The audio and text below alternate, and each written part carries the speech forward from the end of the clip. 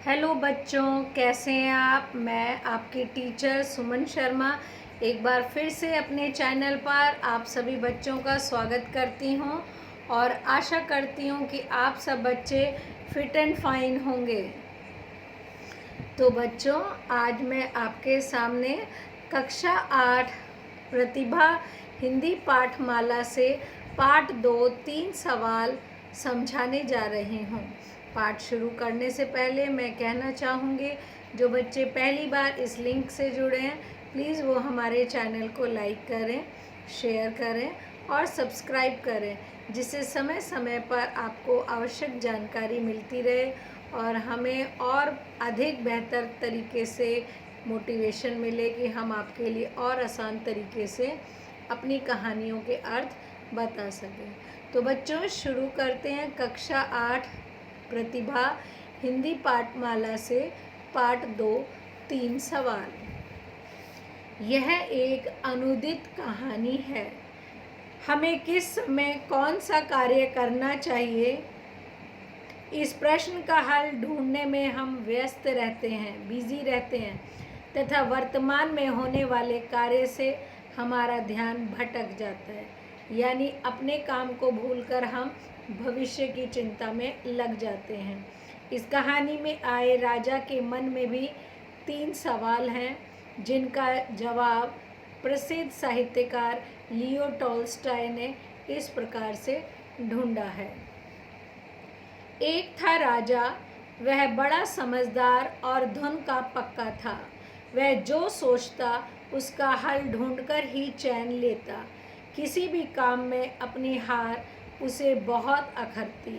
वह सोचता क्या उपाय किया जाए जिससे वह कभी न हारे। एक दिन उसने मन में 3 सवाल उठे। पहला सवाल था, किसी काम को करने का सही समय कौन सा होता है। दूसरा सवाल था, किसकी बात सुननी चाहिए। और सबसे बड़ा तीसरा सवाल था, सबसे ज़रूरी काम कौन सा है। अपने इन 3 सवालों का जवाब पाने के लिए राजा ने अपने राज्य में डुगडुगी पिटवाई। पुरानी कहानी है, उस समय कोई भी बात होती थी तो पूरे शहर में, गांव में डुगडुगी बजाकर ऐलान किया जाता था। जो भी इन 3 सवालों के सही जवाब देगा उसे इनाम दिया जाएगा। डुगडुगी पीटते ही दूर दूर से लोग राजा के पास आने लगे। पहले सवाल के जवाब में कुछ लोगों ने कहा, किसी काम को शुरू करने से पहले सोच लेना चाहिए कि काम कितने दिन या महीने में पूरा होगा। फिर काम करने का समय और तरीका नियत करना चाहिए, फिर उसी के अनुसार काम करना चाहिए। सही समय पर काम पूरा करने का यही एक सही तरीका है। जैसे ही डुगडुगी बजी, लोग सलाह देने के लिए उनके पास पहुंचने लगे। कुछ और लोगों का मानना था कि काम का समय तय करना कठिन है, लेकिन बेकार के कामों में समय ना गवाएं। जो भी आसपास हो रहा है उसे उस काम में लग जाएं। एक तीसरा दल भी था, उसका कहना था, राजा अकेले हर काम शुरू करने का समय कैसे तय कर सकते हैं। राजा के पास सलाहकार होने चाहिए। उनकी मदद से राजा तय कर सकते हैं कि काम कब और कैसे किया जाए। इस तरह 3 तरह की राय राजा के सामने आने लगी। आगे देखते हैं बच्चों। लेकिन कुछ और लोग भी थे, उनका कहना था, हर काम का समय पहले से सोचना कठिन है। आलस में समय ना बिताएं, जो भी काम सामने हो उसे पूरा कर लें। किसी ने कहा कि कई बार सलाह लेने का समय ही नहीं होता, लेकिन जवाब तुरंत चाहिए। तब सही जवाब केवल जादूगर ही दे सकते हैं। बस वे जादू से सब कुछ जान के राजा को बता देंगे। इसी तरह दूसरे सवाल के भी कई जवाब थे। कुछ लोगों का कहना था, राजा के लिए सलाहकार बहुत ज़रूरी होते हैं। कुछ पुजारी कुछ वैद्य को जरूरी बता रहे थे। किसी ने राजा के लिए सबसे अधिक आवश्यक सैनिकों को माना।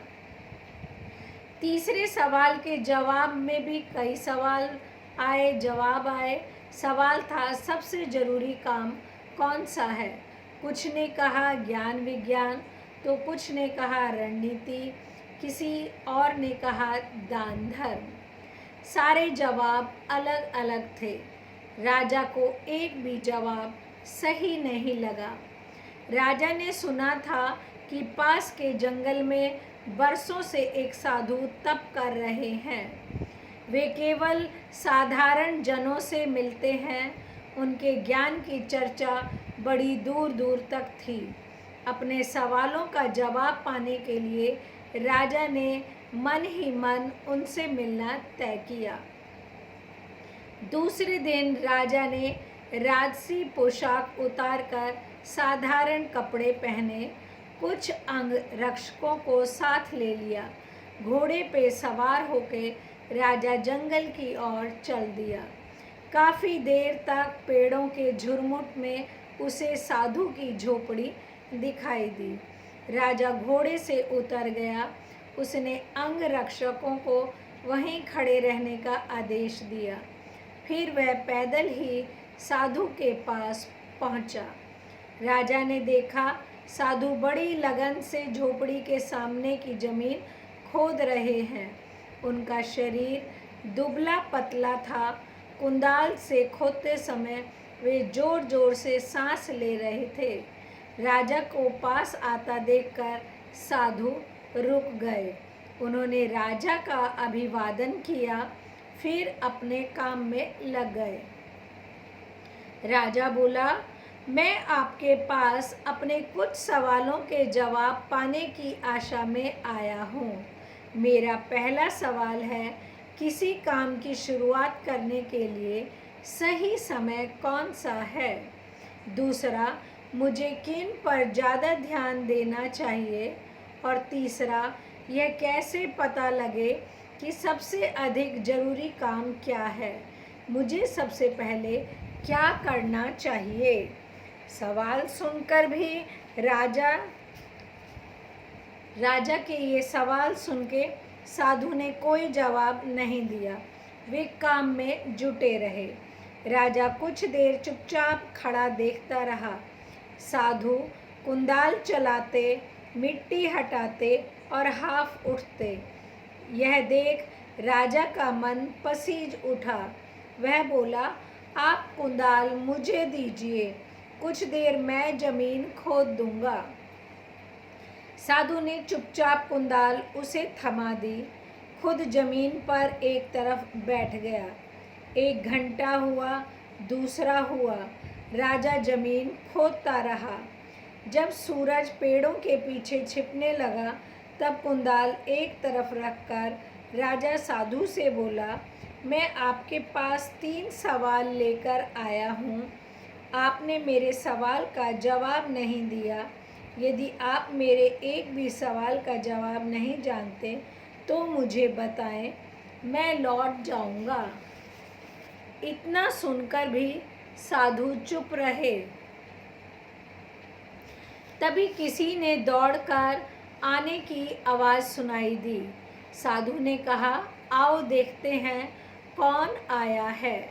राजा ने मुड़कर देखा, एक आदमी दौड़ता हुआ वहीं आ रहा था। वह दर्द से करहा रहा था। उसके पेट से खून बहकर उसके पैरों पर गिर रहा था। राजा के पास आकर वह कुछ बुदबुदाया, फिर बेहोश हो गया। राजा ने उसका घाव धोकर पट्टी की, पर वह पट्टी खून से भर गई। राजा ने फिर से खून साफ करा और दूसरी पट्टी बांधी।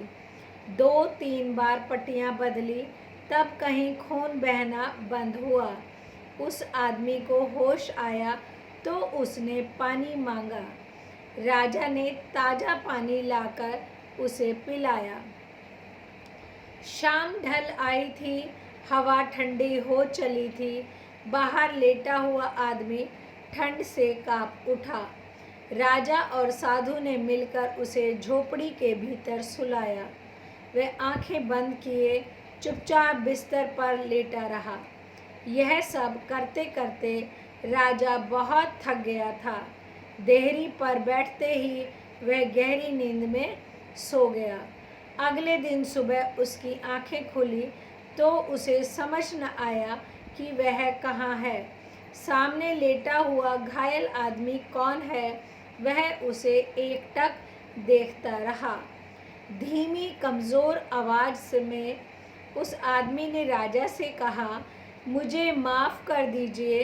राजा पहले तो अचकचाया, फिर बोला, मैं तुम्हें नहीं जानता, तुम मुझसे माफ़ी क्यों मांग रहे हो? आप मुझे नहीं जानते, मैं आपको जानता हूँ। मैं आपका दुश्मन हूँ। आपने मेरे भाई को फांसी की सज़ा सुनाई थी, उसकी संपत्ति जब्त कर ली थी, तभी मैंने बदला लेने की कसम खाई थी। मुझे मालूम हुआ आप साधु के पास अकेले आए हैं। मैंने सोचा था जब आप वापस लौटेंगे तब मैं आपकी हत्या कर दूंगा, लेकिन पूरा दिन बीतने पर भी आप नहीं लौटे। तब मैं आपको खोजता हुआ इस तरफ आ रहा था। आपके अंग रक्षकों ने मुझे पहचान लिया। उन्होंने मुझे मारने की कोशिश की पर मैं बच गया। अगर आपने मेरी मरहम पट्टी ना की होती तो मैं मर ही गया होता। आपने मेरी जान बचाई है। अगर मैं जीवित बचा और आपने चाहा तो जीवन भर आपकी सेवा करूँगा। मुझे क्षमा करें। सारी बात सुन के राजा बहुत खुश हुआ। उसने सपने में भी नहीं सोचा था कि शत्रु इतनी आसानी से मित्र बन सकता है। राजा ने उसे माफ़ कर दिया, उसे विश्वास दिलाया कि लौटकर उसकी देखभाल का पूरा इंतजाम करेगा। राजा झोपड़ी से बाहर आया, साधु के पास जाके बोला, मैं अंतिम बार आपसे अपने सवालों का हल मांग रहा हूँ। साधु घुटनों के बल बैठे उन क्यारियों में बीज बो रहे थे जिन्हें कल तैयार किया था। साधु ने सिर उठा के राजा से कहा, राजन, तुम्हें तुम्हारे सवालों के जवाब मिल चुके हैं। राजा हैरान हुआ और बोला, मैं समझा नहीं। साधु बोले, क्या तुम्हें मालूम नहीं? तुम अभी समझे नहीं? अगर कल तुम्हारे मन में मेरे लिए दया न आई होती तो तुम चले गए होते। तुमने ये क्यारियाँ तैयार ना की होती। राह में ये आदमी तुम पर हमला करता, मेरे पास ना रुकने के लिए तुम पछताते। जब तुम क्यारियाँ तैयार कर रहे थे, वही समय सबसे सही था। तब सबसे महत्व का आदमी मैं था। उस समय मेरा काम सबसे ज़रूरी काम था। जब वह आदमी दौड़कर आपके पास आया और हमने उसकी मरहम पट्टी की, वही सबसे सही समय था। अगर तुम उसकी मरहम पट्टी ना करते तो वह मर गया होता। इसलिए उस समय वही सबसे महत्व का आदमी था। तुमने उसके लिए जो भी कहा किया, उस समय वही तुम्हारा सबसे बड़ा काम था। वो साधु उसे समझा रहे हैं कि आपके 3 सवालों के जवाब किस तरह से हैं। हमेशा याद रखना, सबसे सही समय वही होता है जब हमारे पास किसी भी तरह की शक्ति होती है। सबसे महत्व का आदमी वह होता है जिसके साथ हम होते हैं। कोई नहीं जानता कब क्या होगा। सबसे ज़रूरी काम है अपने सामने संकट में पड़े आदमी की सहायता करना। इसलिए हमें जीवन मिला है, दूसरों के काम आने में ही जीवन की सफलता है। इतना कह के साधु चुप हो गए। साधु के जवाब सुन के राजा को संतोष हुआ। राजा ने आदर से उनको प्रणाम किया, फिर उनसे विदा लेकर अपने महल की ओर चल दिए। Leo Tolstoy. इस कहानी का मूल भाव है, समय और कर्म का महत्व समझना चाहिए। दया भावना और दूसरों की सहायता करना, ये हमारा कर्म होना चाहिए। शब्दों के अर्थ एक बार देखते हैं। उपाय, उपाय यानी समाधान। संतोष यानी संतुष्टि। आलस यानी सुस्ती। अखरना यानी खलना, बुरा लगना।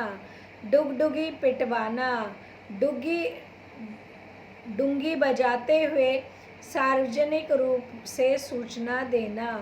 कुंदाल यानी मिट्टी खोदने का फावड़ा नुमा एक औजार जिसमें लकड़ी की बेंत लगा होता है। संकट यानी मुसीबत। दल यानी समूह। पोशाक यानी वस्त्र या कपड़ा। एक टक देखना यानी ध्यान से देखना। नियत यानी निर्धारित। सलाह यानी परामर्श। झुरमुट यानी घनी झाड़ियों का समूह। क्यारी यानी पेड़ों से बनाए गए छोटे छोटे वर्गाकार या आयताकार भाग। आई होप ये अनुदित कहानी आपको अच्छे से समझ में आ गई होगी। एक बार आप पुनः इसे पढ़ें, सुने और समझें, आपको समझ में आ जाएगी। ओके बच्चों, बाय, टेक केयर।